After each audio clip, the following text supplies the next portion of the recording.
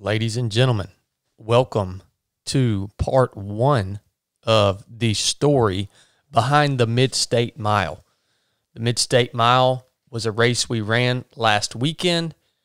I won the race, praise God, by running for 38 hours, 122.1 miles, and 37,700 feet of elevation gain and loss. I hope you enjoy this. This is the story behind the race.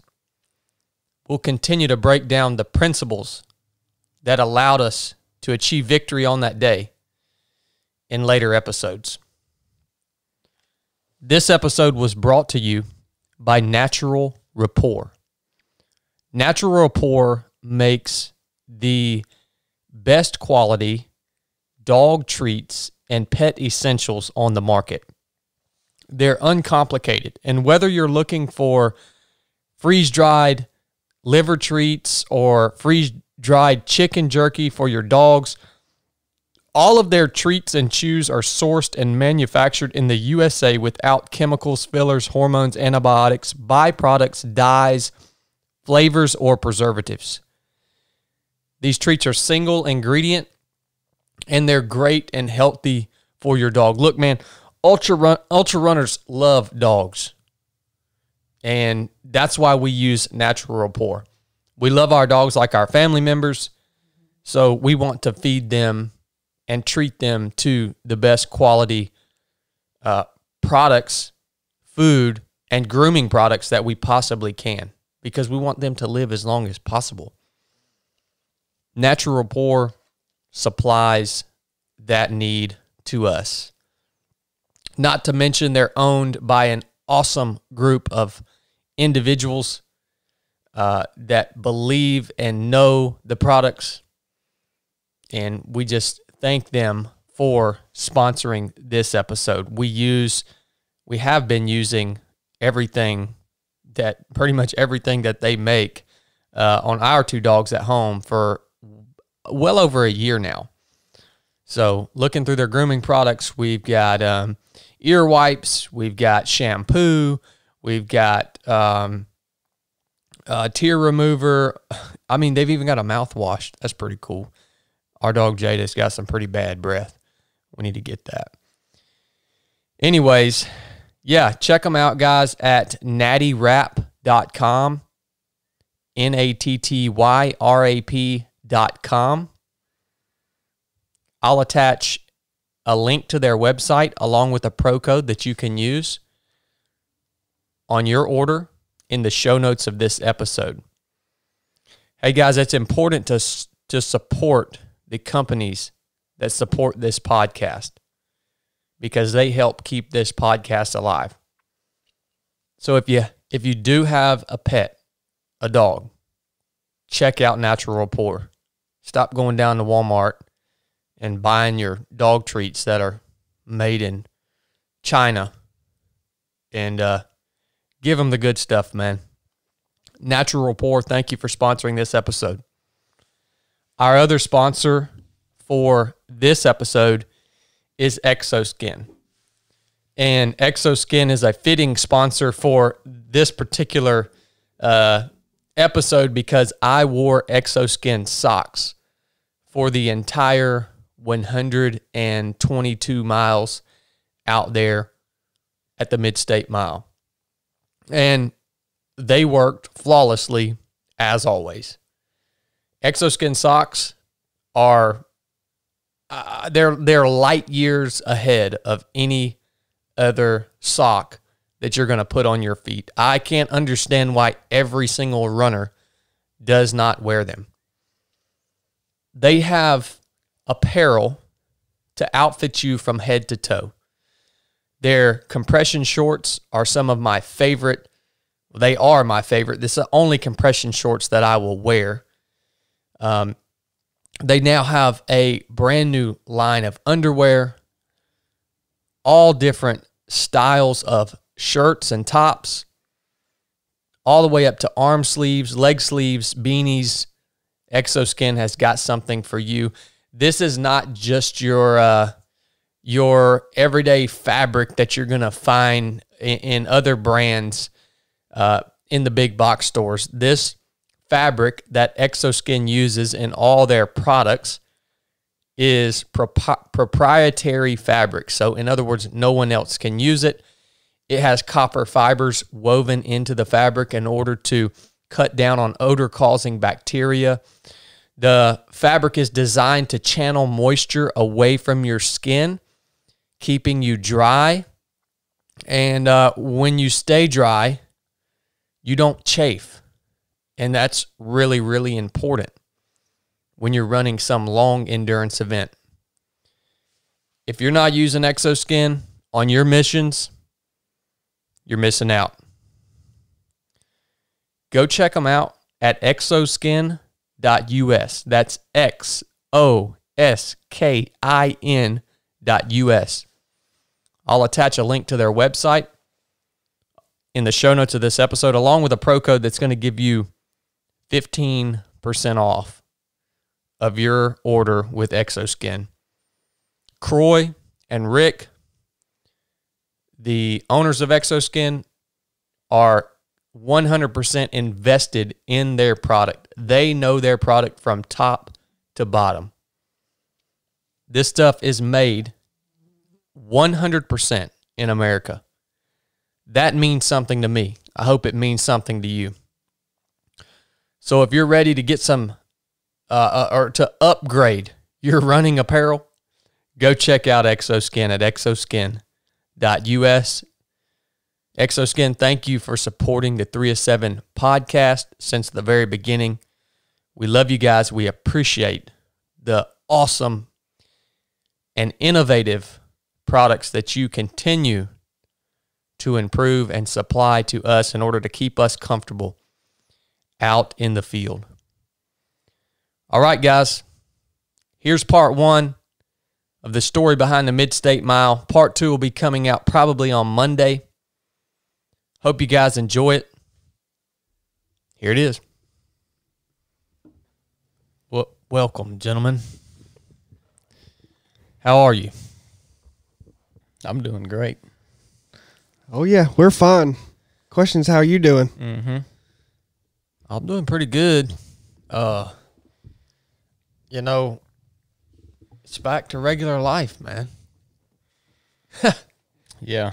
Kind of took a break for a while. It's like a vacation. Hey, we got him, son. We got him, didn't we? Boy, we got him. You put on a clinic, man. Well, everybody, welcome back to the 3 of 7 podcast. If this is your first time listening, my name's Chad. We've got Chili here. If you're watching, he's the one with the red shirt and the brand new pair of Costa sunglasses on. Brand new. Y'all just let us know if you like his old ones better. Yeah, I can go back to the old ones, but if y'all like them better, but I think I'm going to keep these. And then we've got Blake here, president of 3 of 7 Project. Mm-hmm. You know, Blake was the crew chief. Chili has become quite famous. He doesn't quite know how to handle the fame yet, but he's working through it. Man. Yeah, this is the 3 of 7 podcast. And if you're wondering what 3 of 7 Project is, well, in a tangible way, here's what we do. We do a podcast. I do speaking engagements. If you're into that kind of stuff, we have a course called the Basic Course, where we take you out into the wilderness and train you in all aspects of body, soul, and spirit in order to be a more complete human being. We have a awesome mission called the Proving Grounds. The next class will be 3 Troop, January of 2022. It'll be here before you know it. If you want to come hang out with us, learn from us, freaking get busy and get better, go to 3of7project.com. You can apply for the proving grounds, at least for a little bit longer until it fills up. There's not a whole lot of space left. I think we only got 12 or 15 spots left. Yeah. So if you want to come out, be a part of 3 Troop, that's a freaking awesome mission. Mm-hmm. You can submit an application for the basic course. We're full for 2021. We'll put some new dates out shortly for 2022. Why the crap am I even telling you about all this stuff? I'm telling you about all this stuff because we just ran the Mid-State Mile last weekend. I ran for 38 hours, 122.1 miles, and I think we climbed like 37,400 feet. 37.7. 37. Don't shortchange yourself now. 37,700 feet. Climbed and descended. All right? So, just to give you a little perspective, I know 122.1 miles, so what? But 37.7 climbing and then 37.7 descent. All right, Mount Everest is 29,029. Imagine starting at sea level, climbing to the highest point on planet Earth, and then having somebody build you a staircase that goes up, another 8,000 feet? All right, do that. And then come on back down. Just to give you a little perspective. You know why I'm telling you this? Because there ain't nothing special about me. And my mission, part of my mission is to teach every one of you guys that are hungry to get better how to do this crap. This skill is a teachable skill. I can give you the tools to do this stuff. Now, at what level you're going to implement the things that I teach you, that's up to you. I can't teach you these tactics, techniques, and procedures that will allow you to crush your opponent. I can't force you to implement them. I can teach them to you, but I can't force you to implement them. So that is the whole reason that I go and do these speaking engagements. That's it. I don't care about being on a stinking stage. I want you to be successful. Whether you're a business, a corporation, a church building, what organization, I want you to be successful, genuinely. The whole reason I put on these experiences with my team, like the basic course, like the proving grounds, the whole reason I put on these missions is to teach you so that you can go out and change the freaking world, man. I ain't playing around with this stuff. This ain't some freaking pastime thing that I do to make money. I'm not selling you some bull crap personal self-help development program. Negative. I don't teach from theory. I ain't some self-help guy, man. We put this crap to work, man. You want to get better? Roger that. Bring it, son. That's right. I just had to get that out of the way, man, because, we come out of this mission, man, and then we scroll through the daggone Instagram, and you see all this freaking bull crap. 7 steps to help and implement these 3 things in your life, and you're going to be great. It's like, man, come on, dude. What have you done? What the crap, man? Yeah. What have you done? Oh, you did something 20 years ago? Good for you. What are you doing now? This is why we run. This is why we run, man. This is why we do stuff like this. Anyhow, yeah, this is the 3 of 7 podcast. If you're still listening, we're going to talk about the race we just ran a little while back. Well,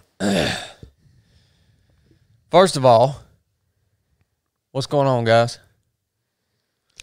I'm just ready to hear your thoughts about it. Hear your recap. Or at least I'm all ears. I mean, I'm pretty much at a loss for words of the weekend. I think I saw our buddy Chris Reckliff, say it best. He was like, although I'm not surprised by the outcome, I'm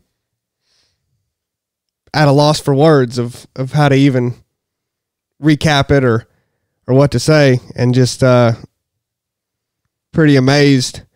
Not surprised, but amazed about what happened.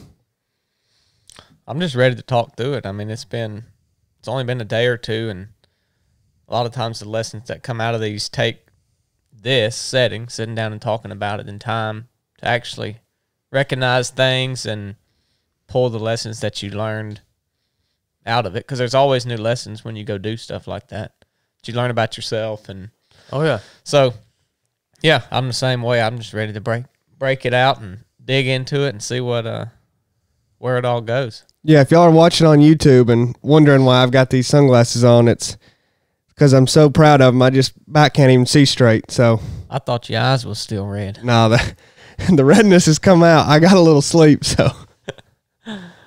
Well, I mean, I'll be straight up with y'all. I'm feeling great physically today, but mentally I'm a little up and down. Mm-hmm. You know, I mean, we achieved our goal that we had set for us as a team. We achieved that, and you know, it's gosh, man, it's tough to get back to. I say regular life. Our life is a blessing. I mean, we get to do wonderful things, work with the best people in the world. It's tough to get back into the world. Yeah. When you're out there, it's like you're in a whole nother world or whatever. Like, we stopped at the gas station and I walked in to take a pee, and I see all these people in there. I mean, I ain't telling you I'm judging them. I'm just saying, you think, man, I just want to be back out at the race again. Yeah. I was scrolling through there, and I was like, man, I wish we could just be back out there again. You know, I mean, I know you can't be out there forever, but it really is. Even though I didn't run, I got kind of some of the same things because it was just simple. You know, I didn't have to worry about anything. I didn't have to think about anything. Just about every 18 minutes, I just needed to have some food put out. You did a dang good job. And I needed to put it back up. There was not a whole bunch of things going on.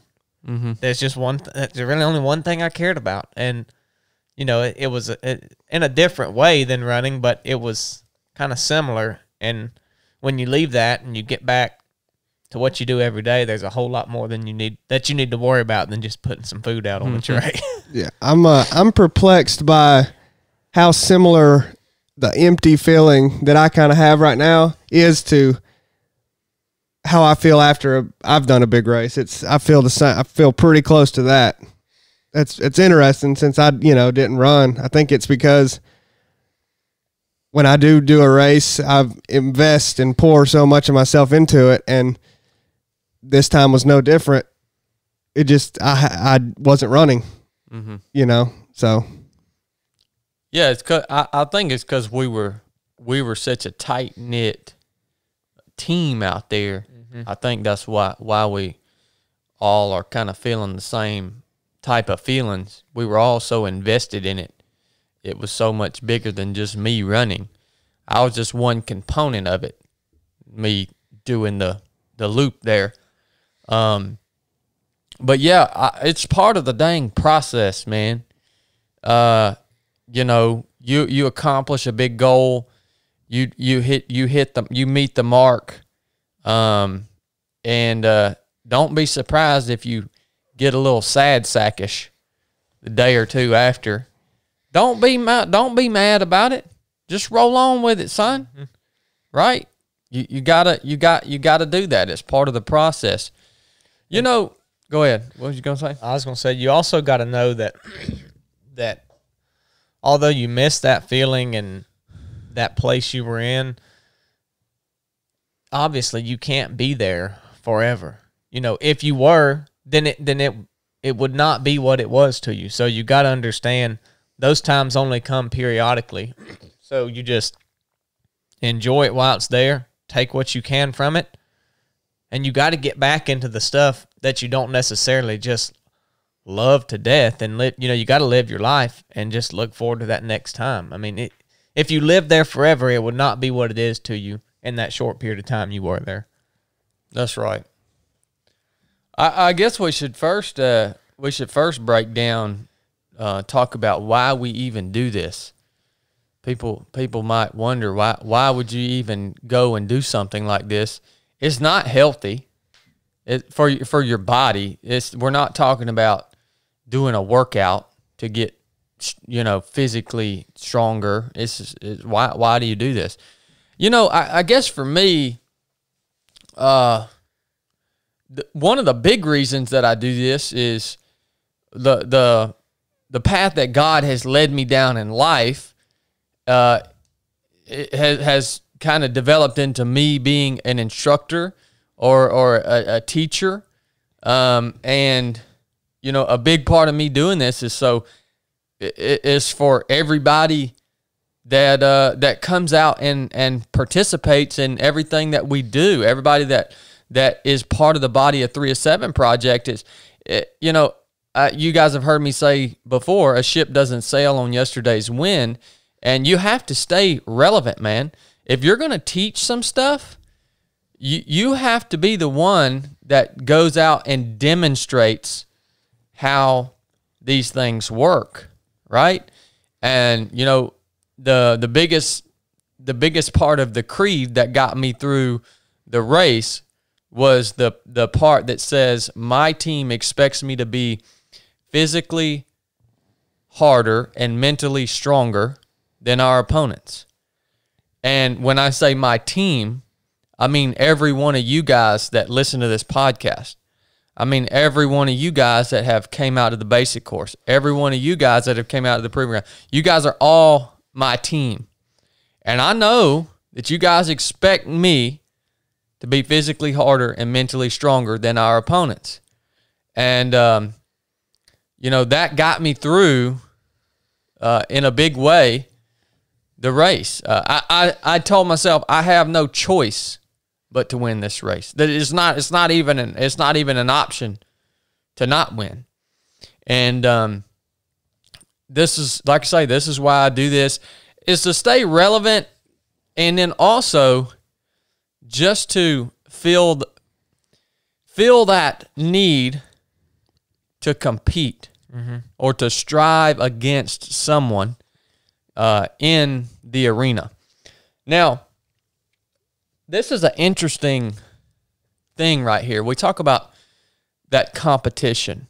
And I think the dynamics of competition or striving against other individuals is hard to comprehend to some people. And I know there were some people out on the Mid-State Mile course in the later loops that were trying to grasp this concept of, well,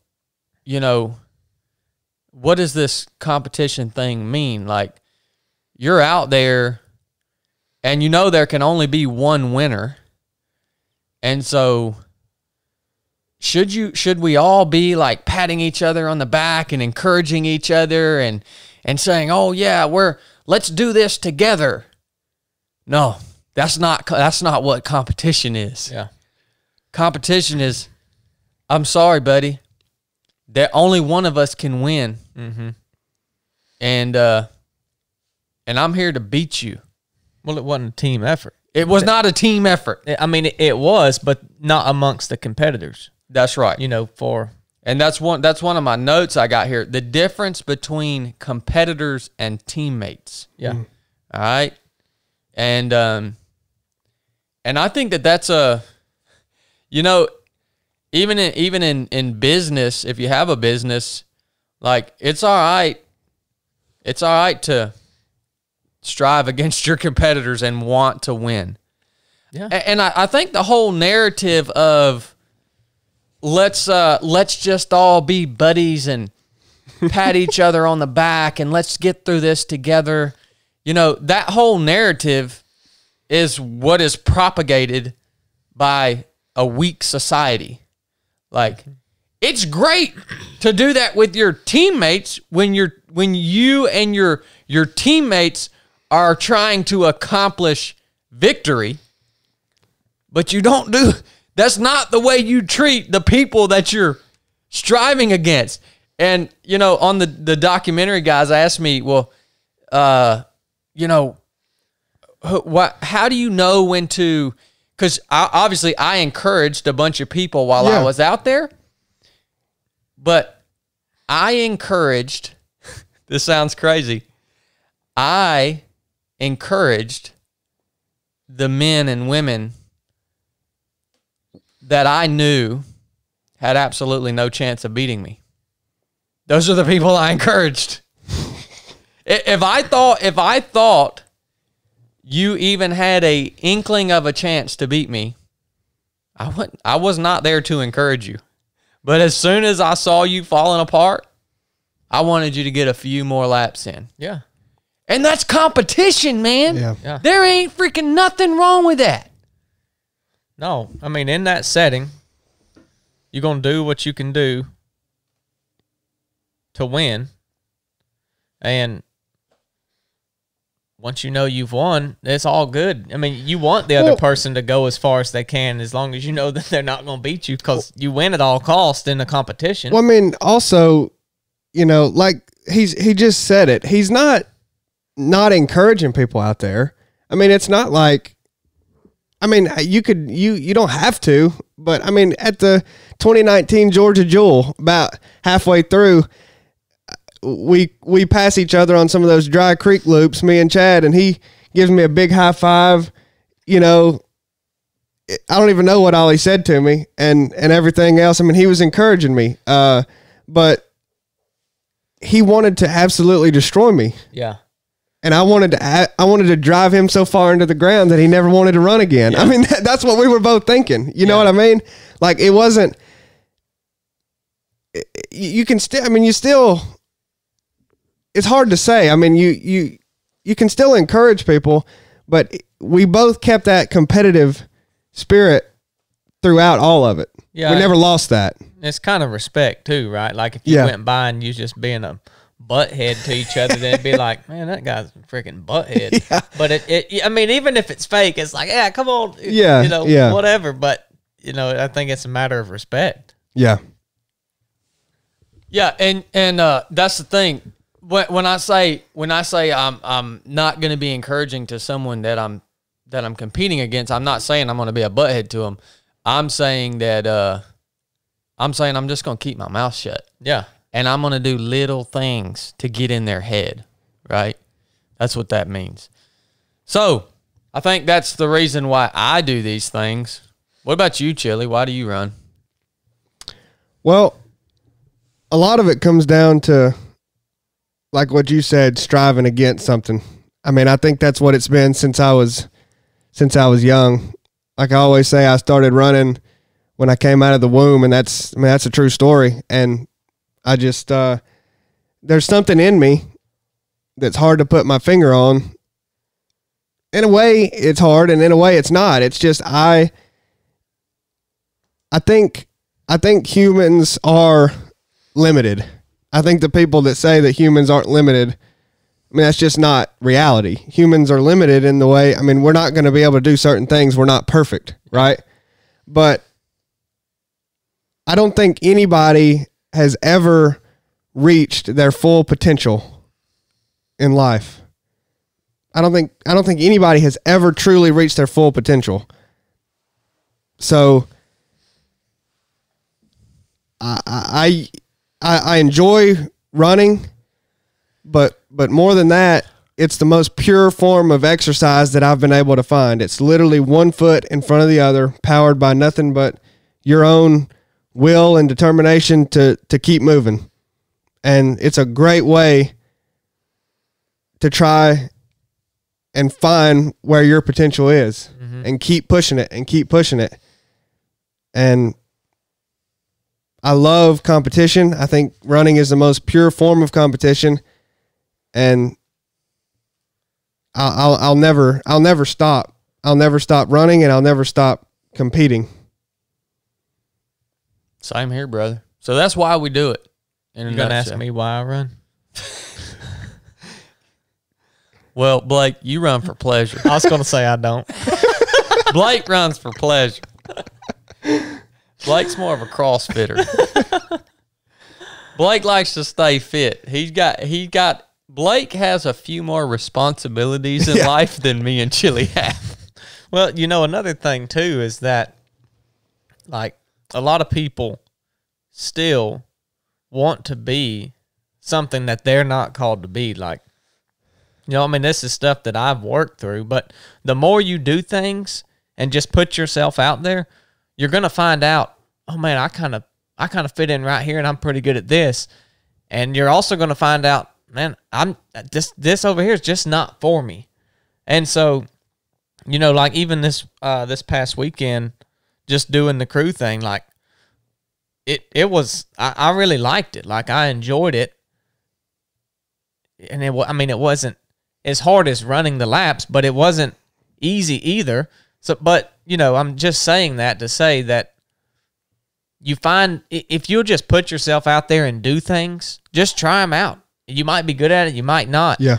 But if you're going to sit around and try to say, oh, I want to be this, and you're spending all this effort striving to be something that you're really not going to be or you don't enjoy, you just want it because of maybe the attention it gets or you think it's cool, but it's just not you, just leave it alone. You're wasting all of your energy. But when you start trying things, don't sit around trying to figure it out without actually going and doing it, Yeah.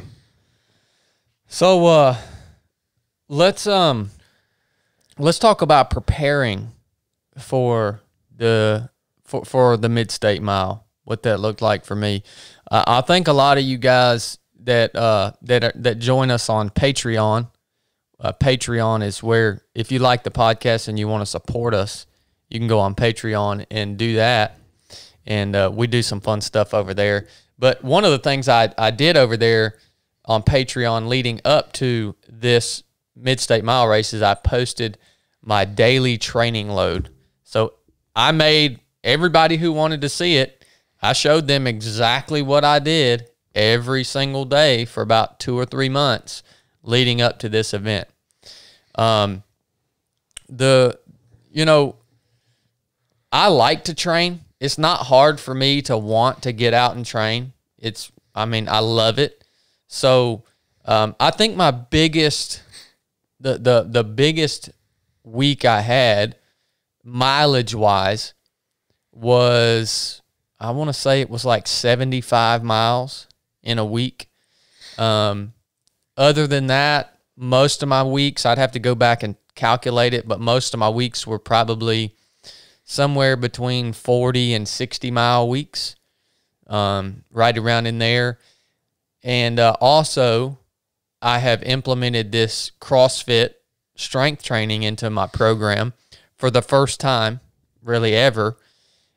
So I would usually, leading up to it, an average day would look like usually a CrossFit workout in the morning and then a run sometime in the afternoon and then maybe another run in the evening. That was pretty much the standard. I did a few long runs, maybe three.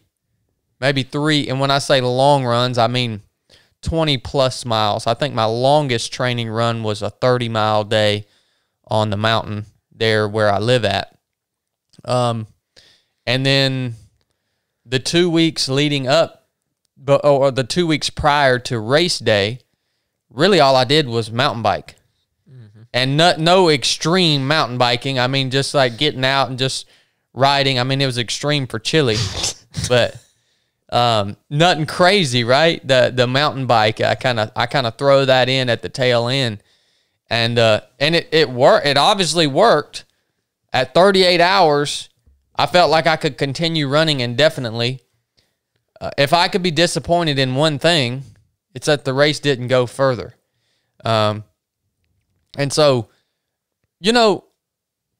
talking about leading up to something like this, for you guys that might be interested in running, it's this is, again, something that anybody can do. You can train for something like this, even if you work a full-time job, even if you have a family, whatever it may be. It's not that big. It is an investment, and it is going to require you to be intentional about your time, but it's not something that is unattainable if you have other things going on in your life. And let's just say you have other things going on in your life. If you pull up our calendar, I mean, it's not like you don't also have a full-time job. I have a speaking engagement tomorrow in Atlanta. Yeah, I mean, I don't just freaking sit around. And I just hear so many people talk about, well, I want to run an ultra, but I want to run a 100-miler or something, but it's just such a big commitment to train for. It's like, no, man, you got to be fit. Yeah, you got to put in some work, but it's the mindset paired with enough work that will get you through the race. Mm-hmm. All right. So, leading up to it, super manageable training load. Just really trying to stay healthy. I think one thing that stresses me a little bit before a race like this, I mean, we've been waiting a year to do this thing. One thing that stresses me a little bit is you have in the back of your mind, you don't want to get sick. Yeah. Imagine if you got sick or had a cold or some crap on the day of the race, man. Yep. I mean, so I started taking some herbs and some vitamins about I'd say about a month prior to the race. I don't know if it works or not. I just took them to hopefully boost my immune system. Things like vitamin C, vitamin D. There's a little herb supplement that Brooke has that supports your immune system that she gives me. CoQ10, which helps your lung function. And then I think I took some magnesium, and that was really about it. So I started doing that about, I don't know, a month maybe out from the race, just to strengthen my immune system, lung function, all that, and try to decrease the chance of me getting sick before the race. So that's what it looked like as far as taking care of myself prior to the race. And then that's leading up to it. And then on a few days prior to the race, you're just getting your gear ready, getting your food ready, all that, and then we head out. And we get there. And where y'all want to go from there? I don't know. We'll just start from when we show up. I mean, this is so hard to talk about almost just because I think maybe it's still fresh because we're only 2 days out, but I don't know. It's something. It's almost like it was a blur. Yeah. Like I remember certain parts, but if I try to like recall stuff, it's like a blur. I mean, I need to be like have something mentioned so it jogs my memory. I mean, it's almost. I know it is for you. It's got to be. I mean, we pull it. We'll go through it as far as much as we can. Some parts are probably more interesting than the others, but you pull in. And you get to that little field before their house, and everybody's got their stuff set up out there. I don't know how many campers was down there in that field. The whole field was full. Tents and cars, and then RV Mike, we pull up. He's got our RV set up for us. We put all our stuff in. Jesse's RV. Yeah, not our RV. That's right. Thank you, Jesse Itzler. That's right. And thank you, RV Mike. Oh, I love RV Mike. Yeah. But yeah, so we get everything set up. Chad gets a knock about every 2 or 3 minutes on the RV door once we get there, getting things put out. And so this is an interesting thing too, because the dynamics of my life have changed so much. When we show up at the Mid-State Mile, I am a big proponent of being the gray man, and people can dispute that all they want, but I'm going to tell you right now, if you're really trying to win, That's the perfect position to be in. It's what got me through SEAL training. The instructors didn't even know who I was until like third phase, when there was like 15 guys left or whatever, 20 guys left. Yeah. And I couldn't be the gray man anymore. But, you know, used to, I could go to a race, and of course, and that's not that long ago, nobody knew who I was. Nobody freaking cared who I was. It didn't, I mean, I was just, and there's nothing special about me now, but now we have a podcast and people tune in and people know who I am. And so that's a new dynamic for me, is showing up at the race and you've got, you know, your brothers and sisters there that know you, that have never met you, but have listened to the podcast and, you know, followed you on Instagram. And you know what? In my opinion, those people deserve to come and shake my hand and have a conversation, man. Oh, yeah. And so, you know, but that's another piece that you all of a sudden, that's another thing that's on your plate that you have to manage. Mm-hmm. So there's no longer you can just kind of just relax and do your own thing. It's, well, you have to give some of yourself to these people that have come out and want to have a conversation with you and meet you, because, you know, you see each other on Instagram all the time, but, you know, and, you know, I love that. I absolutely love it, but I'm trying to manage that and also manage my own mindset and getting in the zone at the same time. So yeah, we pull up, and of course, daggone, half the people at the race were 3 of 7 project. Yeah. You know, basic course graduates, proving ground graduates, people that follow us on Instagram. It was so cool to get to spend some time and meet all those people. And then, of course, we had Ed and Dwayne doing the documentary at the same time. So they wanted to get a plan together, get the cameras out, get started filming. So there were multiple layers of things that we had to manage. And not just our own, let's get these jugs mixed with tailwind, let's get our gear straight, and then get some rest. Yeah. No. But we did it, and I think it actually helps me. I think it actually, you know, so I could sit here and say it's not a good thing, but I think it is a good thing, man. Well, it's just the energy, man. You've learned to manage that really well, because not too long ago, all that stuff would have really ticked you off. Like, you would have just wanted to show up and run your race. Yeah, yeah. And now, the same things are happening that would have made you mad then, but now you're able to not only receive it and give back to other people by doing that, but you've turned it to where it's something that can help you, you know, because it's the same thing coming, but you've been able to say, well, all right, here it is, let me take it, deal with it. And now you're not only dealing with it, but turning it to give you more energy or more motivation to keep going. That's right. That's right.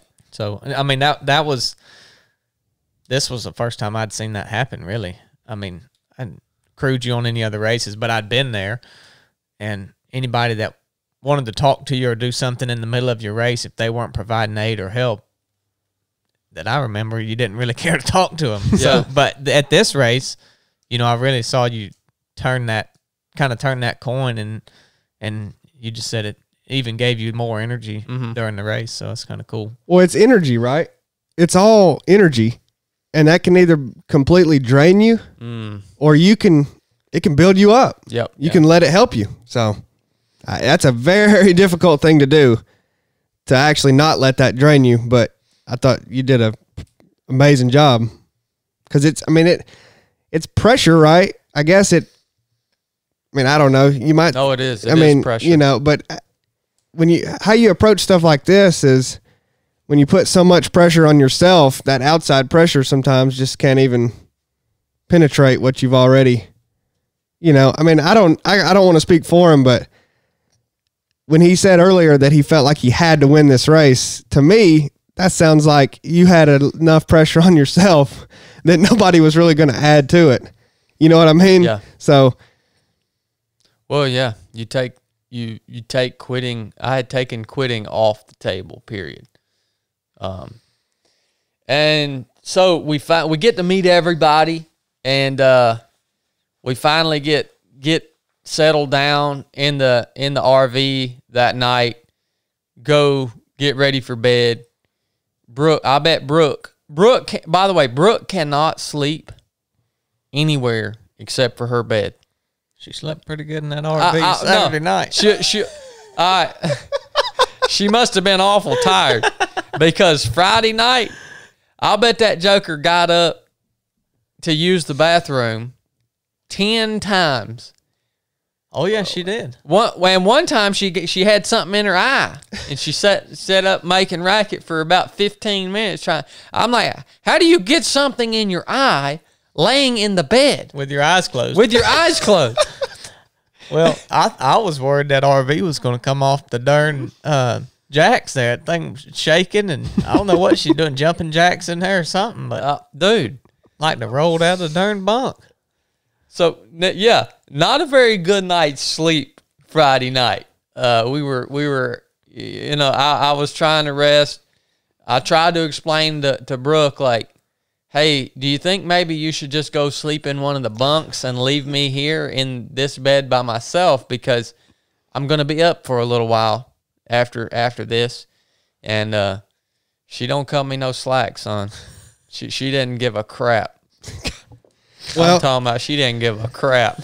you've said it before. It's a good thing that Thursday night's rest was pretty good. 'Cause Yeah. that is the most important day. I've heard that. I mean, I believe that, and I heard you say it earlier too. So that's if Thursday's bad, you're in trouble though. Yeah. 'Cause- Yeah. And then we get up. So we get up Saturday morning. I get up about 6:30, something like that, and walk out of the camper. And first thing, there's Dwayne and Ed with their cameras right in my face, and they say, "Greg Armstrong's back. Greg Armstrong's back." So Greg Armstrong is the guy that I raced against last year at the Mid-State Mile.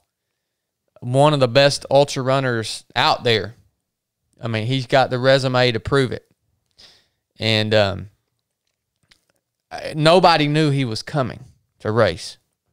He wasn't on the ultra sign-up list of competitors. Nobody had a clue. I thought he was out of the country doing his mission with Run for Water. And they say, Greg Armstrong's back.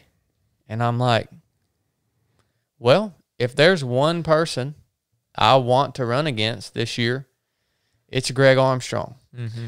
See, y'all don't understand how I look at my competitors when I'm looking at that list of people who's showing up. I want to see the best runners out there. That, I want to see the best people. I don't look at those competitors and say, daggone it, man, I wish Greg Armstrong wouldn't have showed up because I don't know if I can beat him. No, all that does is make me happy. Mm-hmm. I was tickled to death that he decided to come back. Yeah. But boy, he dropped in there at the last minute, son. And Dwayne and Ed, they were eating that up, boy. Yeah. They were eating that up. Yeah, they son. were. Well, I don't know if he had been planning on it or not. I mean, obviously you can't get in his head and know, but I do know that he is one of the few people that could legitimately call Becca and John 5 minutes before the race and say, hey, can I get in this thing? And they would say yes. I mean, you could do that, Yeah. So, but who knows? He may have been scheming. You never know about old Greg. He don't say much. No. He don't say much, man. Blake went and got us some coffee. Had a good cup of coffee that morning. Got my morning poo in. Mm-hmm. And we headed on out there to get this thing going. So let's take a little break. We'll come back and we'll start digging into the actual race. Easy, Chili. Easy there, Chili. Get as squirrely as a mess. We're back with you guys. So we've kind of talked through the whole why we do this, the lead up to it, how we trained, the night before, the morning of, leading up to now we finally get going on this thing, man. And so the way I approach the first 12 hours, we'll break down the first 12 hours. So that race started at 8 o'clock a.m., and so we'll go through to 8 p.m., which is the first intermission. The way the race works is you run the 1 mile loop. You have 20 minutes to run it. You do that continuously every 12 hours there's an intermission, right? Yes. So every 12 hours the race directors have programmed in a 20-minute long intermission where you get a 20-minute break, and you utilize that time however you want to utilize it. And I know Chili don't like that. I don't like it either. But the race directors did it to make the race harder. Yeah. That's the reason they did it.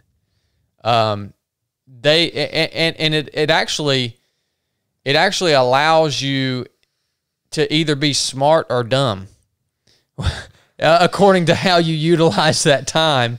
And I say the race directors